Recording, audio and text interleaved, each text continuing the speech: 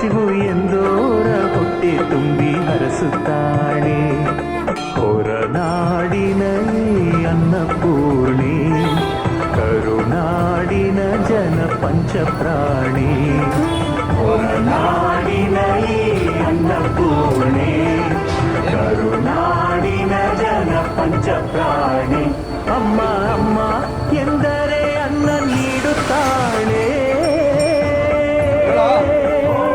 ಬೀಜಾಕ್ಷರಿ ಹೊರನಾಡ ಪುರಾಧೀಶ್ವರಿ, ಸೌಭಾಗ್ಯ ಭಾಗ್ಯೇಶ್ವರಿ, ಸೌಂದರ್ಯ ರತ್ನಾಕರಿ.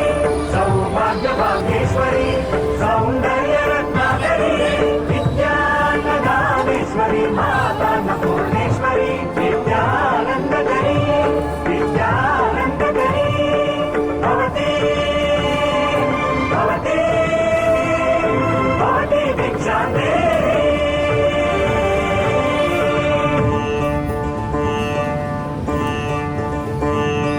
ಪಾಲಾಕ್ಷ ಪರಶಿವನೇ ಹಸಿದು ಬಂದನು, ಭವತಿ ಭಿಕ್ಷಾಂದೇಹಿ ಎಂದನು. ಈ ಅನ್ನಪೂರ್ಣೆ ಕೈ ತುತ್ತು ತಿನ್ನುತ್ತಾ ಪ್ರಳಯ ವಿಲಯ ವಿಷಯ ಹಸಿವ ಮರೆತನು. ಭಕ್ತರಿಗೆಂದು ಇಲ್ಲಿ ಉಪವಾಸ ವ್ರತಗಳಿಲ್ಲ, ಭಕ್ತರು ತಿನ್ನದೇ ಇಲ್ಲಿ ತಾಯಿ ತಿನ್ನುವುದಿಲ್ಲ.